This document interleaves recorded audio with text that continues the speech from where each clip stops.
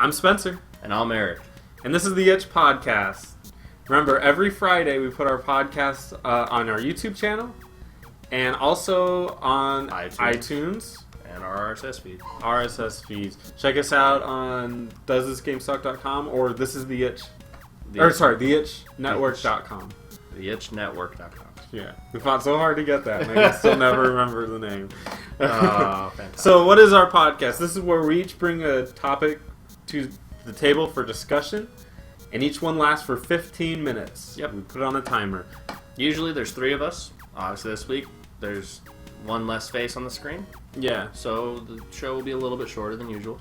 Yeah. Justin sent us a text saying, I am getting fisted. And I stopped reading after that, so I can only assume that's what is going on. That's how it started. Yep. So I didn't finish it. Keep me honest here, but that's what I read. I read that as well, and I went, I'm interested. What's going on? Okay. Sign me up. Yeah. Well, good. Enjoy your fisting, Justin. We'll handle the show this week. So we each have a topic to bring to the table. What's your topic? Mine's gonna be, what hidden gem have you found over your years of gaming? Okay. And mine would be, what video game would you like to turn into a movie that hasn't already happened yet? Wait, was I in the reverse? We can do video game to movie. Yeah, video game. Yeah. So, before we get started with that, how are you? Doing pretty good. I've actually got some gaming in this week. Really? Like what? I played an hour of World of Warcraft. I played like 6 hours of Brain Dots. It's a phone game. Dude, I played a little bit of that game. It is legit. Yeah, it's a lot of fun. It's simple. You just got to make 2 balls touch. It's really...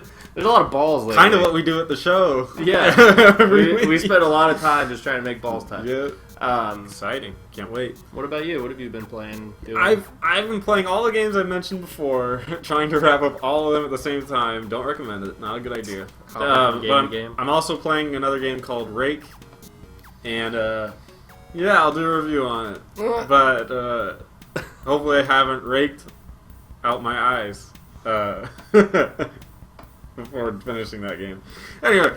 Wow. So, that was salty. That was very salty. I apologize. So, you ready to get started? I am. So let's go ahead and start off with mine. Okay. Because beauty before everything else. So, you're on the timer. My question to you, Spencer, is what video games have you found in your experience of gaming, in your history of gaming, that you would consider a hidden gem? It was a diamond in the rough. Okay.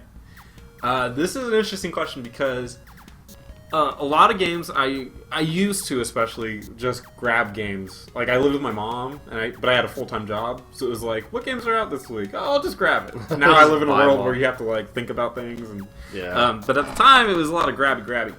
And we were going on a trip. Actually, I was still in high school at the time, but I also had a job. We were going on a trip to Michigan to see my family, which means I need to buy a bunch of video games for my PSP because. To hell if I'm going to talk to those people all the time. So I got my PSP and I'm like, what kind of games could I possibly get? One that stuck out to me was Midnight Club, like the racing game by Rockstar, which they need to bring that back because that game is fun as fuck. It was like an arcade racer, kind of competed with Need for Speed, I would say, but they did it way better. And so I got that game and I'm like, cool, I got a racing game, but I'm not a racing game person. It at the PSP at the time was still new, and even though I know they never really introduced a whole lot of games for it, at the time they were pretty barren. So it was like, I got a racing game because it's there. Yeah. I need another game. I'm a huge Metal Gear Solid fan, and they had a PSP game for it called Metal Gear Acid, which was a Metal Gear Solid game, but it was controlled by... Were you on acid? But yeah, you were on acid. No. I was like, wait, I was... Really? Really interested in it. There is a game where you do that, but anyway. So this game was actually controlled by cards.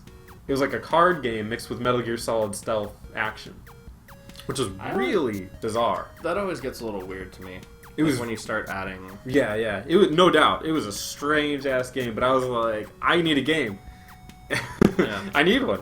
So I'll grab this and we'll go. So I played in Midnight Club. It was a lot of fun. Highly recommend it. I mean, honestly, just get the console versions. But for a PSP game, it was a lot of fun. Driving around doing all that. But then I also, midway through the trip, I was like, well, I got this Metal Gear Acid game. Might as well start playing it. Popped it in there. My God. It was addictive as hell. I loved it. Yeah. The controls worked so well. Like, it was like a card, and it's been so long, so correct me if I'm wrong, whoever. But it was like, you can move 3 spaces with this card. So you move 3 spaces. Then you got like a rocket launcher card. Okay, I got a rocket launcher, use it. That's essentially the point of it. It's obviously more complicated than that, but that's how it played. And I got very, very far in that game in that span of like 7 days that I was out there. And took me completely by surprise. Like, this kind of game should not be fun. But it was a lot of fun. And it kept me away from my family, too. So, thank you, Metal Gear Mission Acid. accomplished. So, what do you got, Hidden Gem?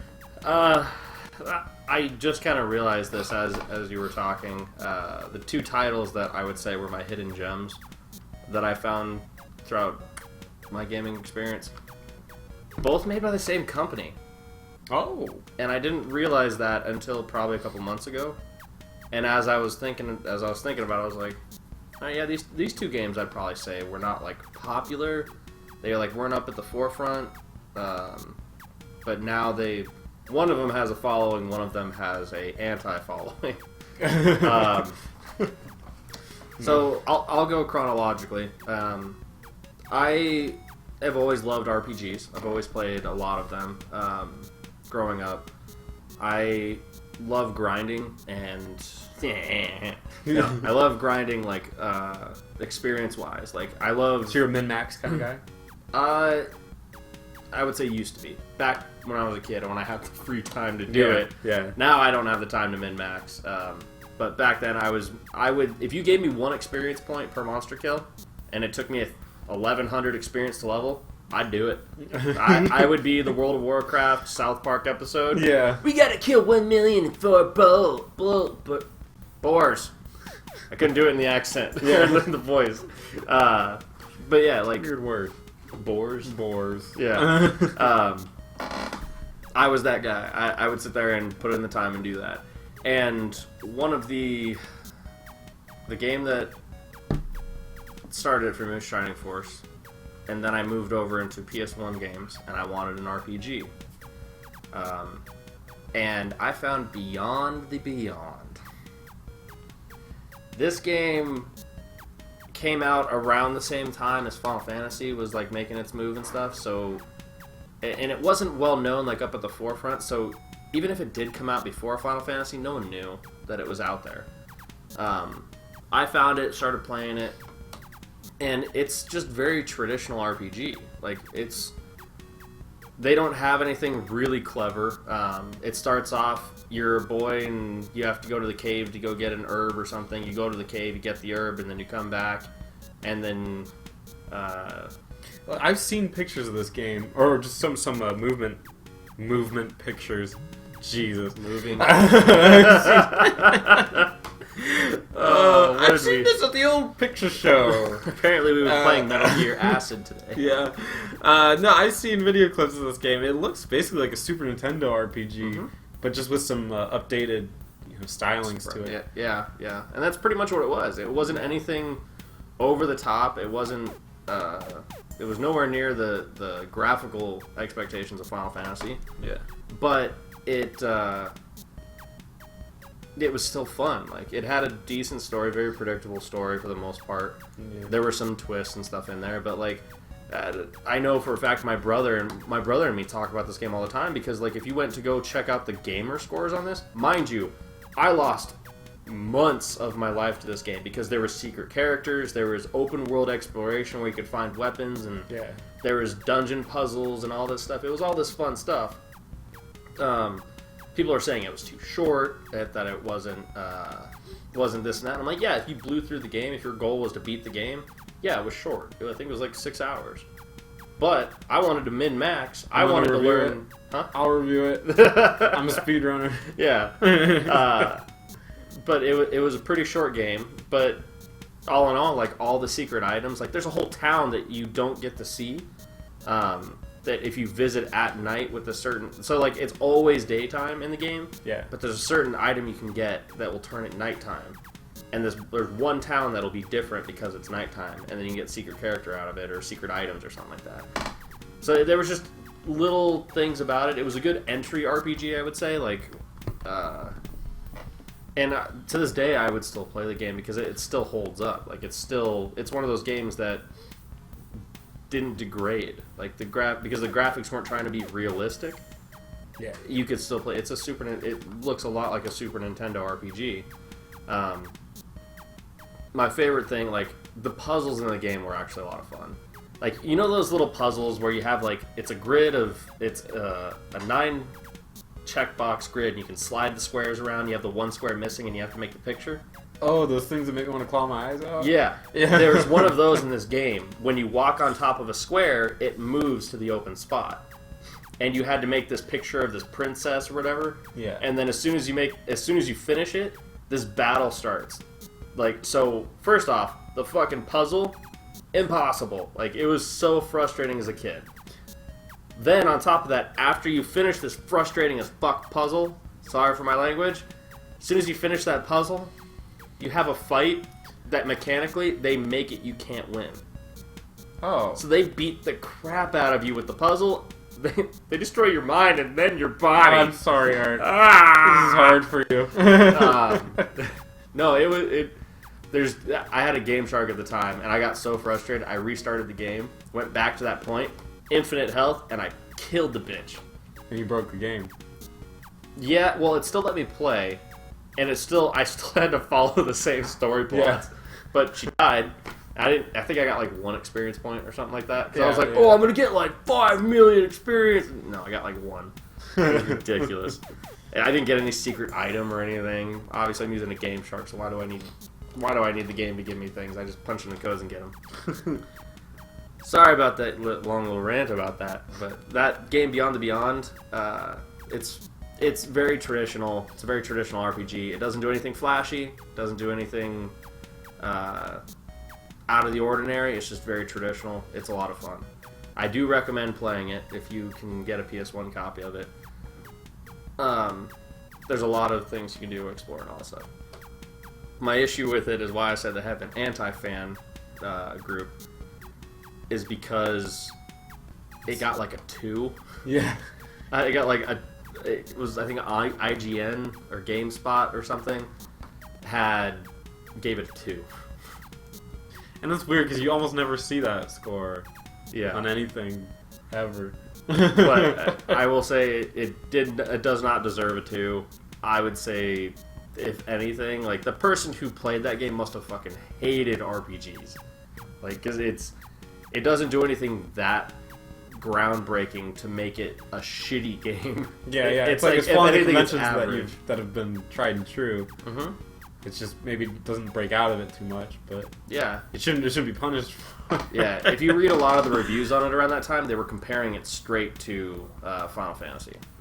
Oh yeah, which it came out the same system, came around the same time, but I don't think you could really. Yeah. But the other game that I found that was also made by the same company, Golden Sun. Oh, really? For the Game Boy Advance.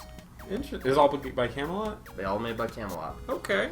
All the puzzles of Beyond the Beyond that I loved were now in this game with more emphasis on them because of the abilities that the dins or the djinns or the djinns or dinjin or however you want to say that. They, with all those abilities, just added way more puzzle. The turn-based aspect of it, the fighting, exactly the same. So the game was gorgeous. Yeah, when I was driving, to California, and I had my Game Boy Advance with like 20 batteries. I think I killed all 20 batteries that trip. Like we went to Six Flags or some theme park.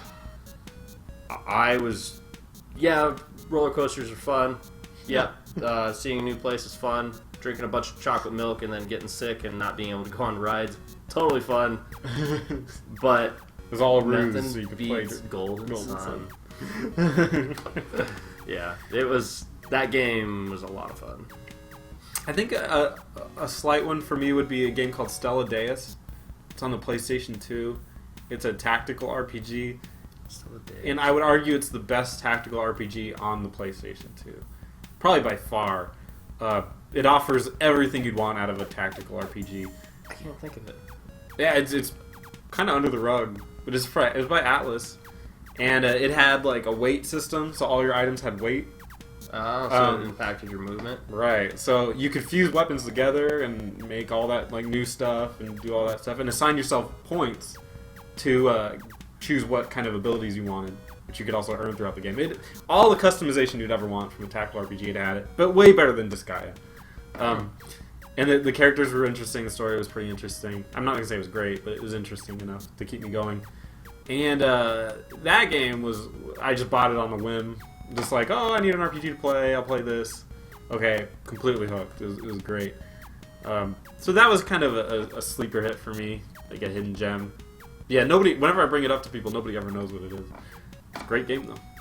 Tactical RPG. Stella Deus. Stella Deus. All right, I'll have to take a look. Yeah. In a time when the PlayStation 2 had probably too many of that kind of game, it definitely got lost in the crowd, I think. Did you ever play La Pucelle? I've heard of it. Okay. That was a PlayStation 1 tactics RPG, right? 2. Was it 2? PlayStation 2. I purchased it new. Because I was like, oh, Atlas making another tactical RPG. Oh, no. Wasn't it supposed to be like almost like a carbon copy of Final Fantasy Tactics? Yeah, they had a gimmick in it though, to where if you positioned yourself around, so like your guy's line of sight, was like where his energy would flow, and if you made a square or some kind of box shape around your enemies, you guys created a symbol basically, and then whatever energy was dominant in that square, a magic attack would happen to everything inside it that would do X amount of damage. So you would never actually fight things, you would just surround it and kill it. That's pretty much, that was the game. That was the game. Just surround stuff and make your players look at each other's asses. It doesn't seem very good. Yeah. I thought it was like, I played it like a traditional tactic game. Fucking so hard. Like, it requires you to use that gimmick. Gotcha. It was bad. And one other real quick one was Etrian Odyssey. Highly recommend it. Although, well, let me preface that. It is not for everybody. I do not highly recommend it. But if you... The idea that you draw your own dungeons is very off-putting to a lot of people. Yeah. And I understand it. But to me... And time's up on this. But to me... I thought it was... brilliant. In the way that you... the risk-reward system to that. Of you draw your own dungeons, and you have to explore, and... the enemies could be very hard in that game, and if you could spend an hour in a dungeon, and if you die, when did you last save? Because that's when you're going back. But I thought that game was great. Anyway, so that's it for that topic. Very cool. Yeah. I think we brought up some interesting games in there. Yeah, I think so too. Beyond the Beyond, look it up. I'll play it if it's 6 hours, and I'll do a review on it. Yeah, you can. Honestly, you could plow through it. I mean, I've seen playthroughs of 4 hours. The only thing that puts me off is that it's a PlayStation 1 RPG, and not that those are inherently bad, but they do have one thing that just drives me crazy, and that's called load times. Did that game have load times going into combat? Because they ported Chrono Trigger to it. Yeah. And every time you got in a fight in Chrono Trigger, you had to load. And it like makes me want to pull my hair out. There was it would go, and then it would go into the fight. Like it was. I guess it was about the same as Final Fantasy. Gotcha. Like about the same load times. Okay, that's not terrible. That's not terrible. Yeah. Cool. All right, I might try it. All right. Should we get to question two? Question 2. Mine would be starting the timer now. My question is. Make a video game movie. What game am I making into a movie? Yeah, and how would you do it? How would I do it? Yeah. Like, who am I casting? Who are you casting? Give me the plot. Give me what type of movie it is. Maybe it's a... So is it going to be animated, or is it going to be live action? Animated, live action, comedy, drama, horror.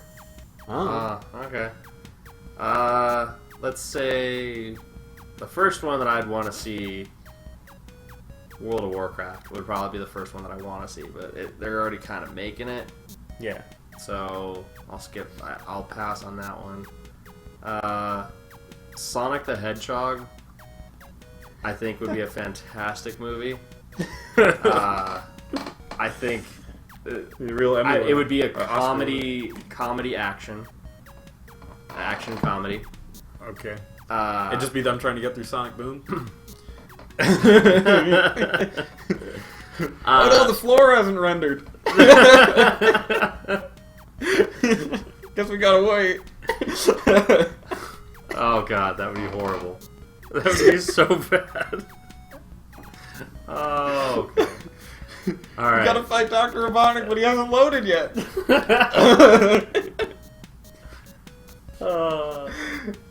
Let's see.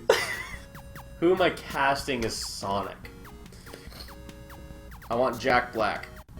That is interesting. I want Jack Dude, Black if you can as make Sonic. it live action, to have Jack Black, like, painted blue, and Yeah. just like spikes on his back running around. Oh, that would be hilarious. And Tails is played by a modern Haley Joel Osment. No idea who that is. He's the kid from from the Sixth Sense. The little boy. Oh. But the modern day one, he looks really weird now. His face he? is the same size, but his body is grown. That would work then. Who plays Knuckles? Knuckles. Vin Diesel. Okay.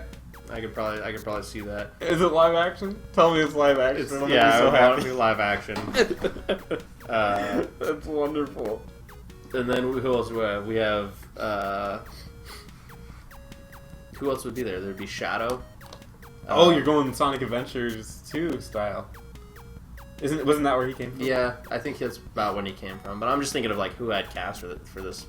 I still don't know what specific story they'd be following. Well, let's go. Dr. Robotnik, Danny Dr. DeVito. Robotnik. That is perfect. I love Danny DeVito. Yeah. He's fucking awesome. Yeah. And he steals a bunch of chili dogs, right? And Sonic just has to go get his chili dogs back. I'm just imagining Jack Black running through a level. Yeah. And he's like collecting coins, eating chili dogs, farting all over the place. Gotta go fast. That would be great. Oh, his buddy from Tenacious D could join in. I can't remember his name. I know who it is, but for whatever reason I can't remember his name. But he could be. That sucks. He could be Tails or something. I don't know if I want to be Tails. He could be. He could be that girl. Yeah. Isn't there like a crocodile or something in Sonic? A crocodile? You're the Sonic guy. I know, but that was like the weird universe of Sonic. Gotcha. But like, I could totally see like a action comedy featuring Jack Black as Sonic, Danny DeVito as Dr. Robotnik. Tails, I still can't really put a face to that kid, but I could see.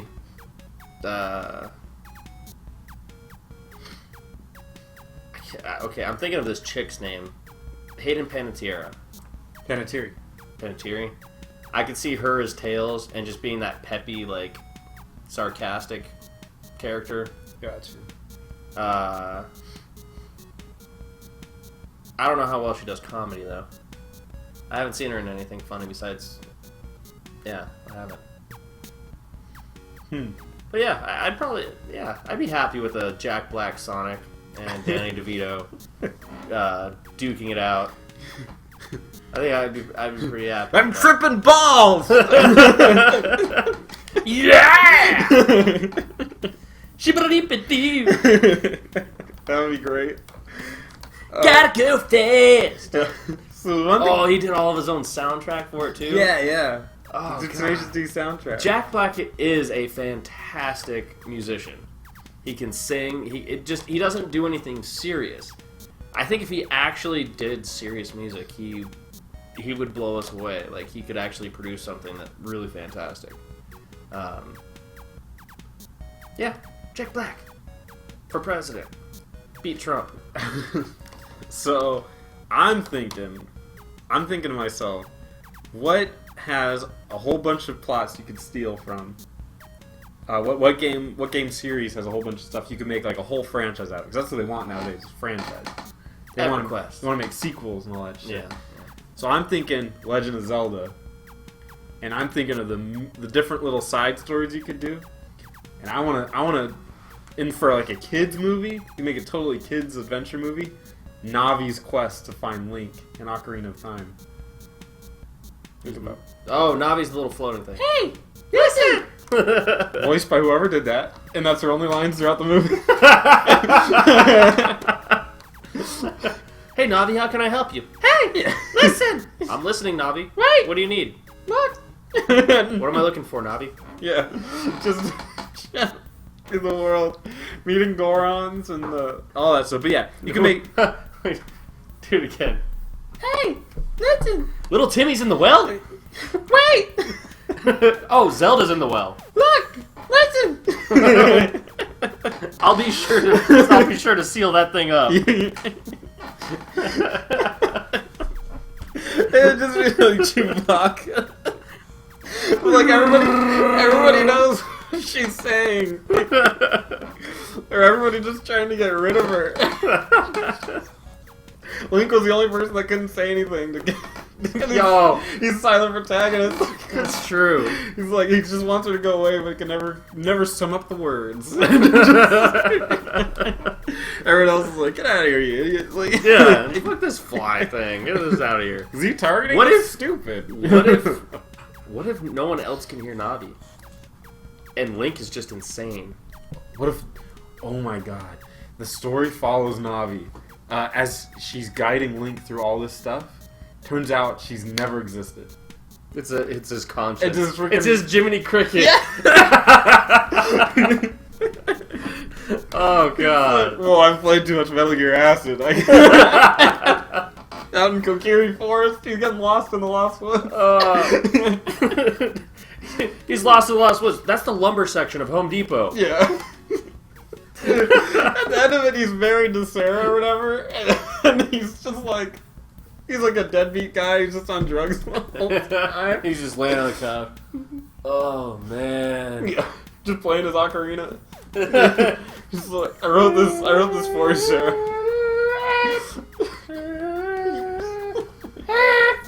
She's like, that's great. Can you go out there and make some money? Like, we're running out of rupees here. Rupees or roofies? He's gotta go Yeah. sell his rupees. out on the other children. Kokiri Forest. Who would man. play Link? God, I don't know who. The kid that just played Peter Pan.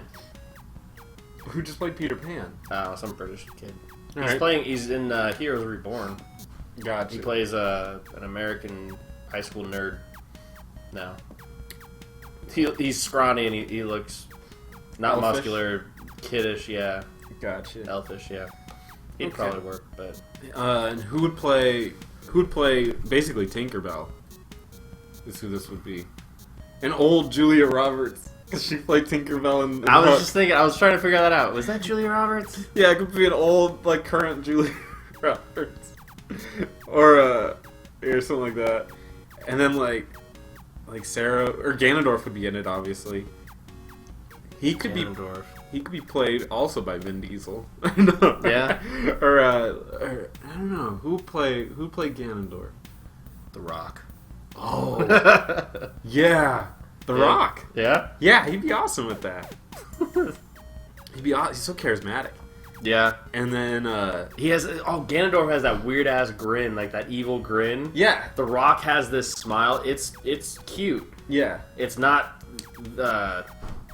angry looking, or it's not vindictive or just evil looking. Yeah. But I'm pretty sure if they put on like the face mask and like gave him like the brow and everything to make him look evil, Yeah. that smile would be creepy as fuck. You know it. Oh, yeah. I'm gonna stick with Ganondorf. I'm gonna force that character casting on you. That is wonderful. That's wonderful. Zelda would be played by I don't know, like Keira Knightley. I just see her as that, or Natalie Portman. Both of those people look exactly the same to me. Really? I could not really tell the difference between them. I think together. in my head I just mashed their faces together. Like I'm seeing like the eyes of Keira Knightley, but the mouth of the other chick you said. Natalie Portman. Yeah. They both look identical to me. I can't think. I mean, yeah, there's just a bunch of other crappy characters, but they can be played by crappy people. Yeah. So, Very true. like you said, World of Warcraft movie. If you could write it, what would it be about? Ruby. So yeah, if you could write the World of Warcraft movie. Hold on a second. Ruby. Hey. I guess there was somebody out front. Ruby. Sorry, guys. Okay, so we'll pause it there. Come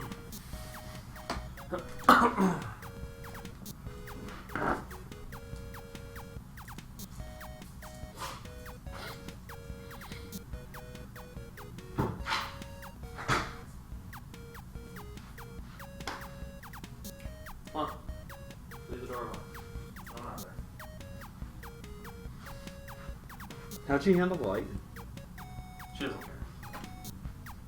Oh, Christopher Barmenton. Is it a dog? Yeah. It's his dog, Ruby. Yeah. Dog got a little crazy. Yeah, someone was out front. She wanted to bark. You ready to continue? I'm sorry. We were talking. I'm gonna throw World of Warcraft, right? Yeah. So yeah, World of Warcraft movie. How would you? What story would you do, and how would you do it? I think one of the most prominent stories in that game is definitely the rise and fall of Arthas. Yeah. That one has a huge. It's a tearjerker. It's got lots of action. There's tons of things that happen in it. Another one that's pretty interesting is probably Thrall's. His upbringing, his father and mother being murdered by. Come here. Come here. Thrall's mother and father being murdered by their own clansmen, and then Thrall being found and raised by humans, and then him escaping, and then rising up the new horde and becoming the war chief of the new horde. Like, someone raised by humans is now the leader of the horde. That'd be an interesting story to do. The rise and fall of Thrall. Varian Wren, I think... I love the character. That's who they're doing, right? No. I thought that's what I saw the poster of. Or maybe it's just a generic poster. It could be Anduin Wren. Oh, okay. Which would be Varian's father. Which Varian then named his son Anduin. That's not confusing at all. Right? But maybe it's Anduin and then Anduin. I don't remember now. But I think it's yeah, I think Varian Wren, he's a fantastic character, like, for his, like, he's the human king in the game, but they just gave him such crap story. Like, it's just, he gets divided in two by a dragon, and he's anger and peace. Those are the two things, that he's war and peace. And then the whole mission's to put him whole again, he becomes whole. And the whole time he was just gone. His little kid, like 8-year-old kid, and again, I'm not good with ages. His 8-year-old kid is the steward of the kingdom. He's taken the place of the king. Up until, like, Cataclysm, you don't see him. It takes forever for the king to show up in the World of Warcraft, so... And his story is just all jacked up. But... even the Dwarf Kingdom, they would have an interesting story. Because they had a faction splinter off into the Blackrock Mountains. So you think they can make a whole, like, thing out of this? I think they can make a movie out of that. I mean, obviously, it's not fan favorite, so I don't think they would make full movies on it. Mm-hmm. But I definitely think the dwarf history, like the rise of Blackrock Mountain and all that stuff, could be a good movie. Good 2-hour movie, hour and a half movie. And that's the other thing too. That's just movies in general. It's something we don't talk about on the show. Yeah. I don't think movies need to be 2 hours. Like No, so- I get so tired in movie theaters. Yeah. I've fallen asleep. I fell asleep the second time I watched Star Wars Episode 3. Yeah, Because that was not a terrible movie. No. An hour and a half movie is perfectly fine. Like, yeah. if your story doesn't require you to go 2 hours, then cut out that extra half hour. Just make it an hour and a half movie. Absolutely. Yeah. I totally agree. And that's pretty much it. All I can say is whatever they did with that Mario movie, don't do that. I don't know if you ever saw it. If you would make a comedy Mario movie, I honestly, platformers, like the old school platformers, I just think it has to be comedy. Because it's nostalgia at that point. Yeah, for sure. It's not like cutting edge Last of Us kind of feeling. Christopher, you gotten any good movies? Any good ideas for gaming movies? Anyway, so that's all the questions we have today. Yep. Justin's out getting fisted, so he's a little busy right now. Yeah. Well, hopefully he's watching it while he's getting fisted. That would be a plus. Maybe he has some thoughts. Maybe he's checking us out. Anyway, go ahead, follow us on Twitch, like us on YouTube, subscribe to us on YouTube. I'm confusing Doing you. it out of order now. And comment on YouTube. You can also check us out on theitchnetwork.com. That'll take you over to doesthisgamesuck.com/theitch. Be sure to check out their content as well. We do new videos. Every week! Good job. Thanks for watching.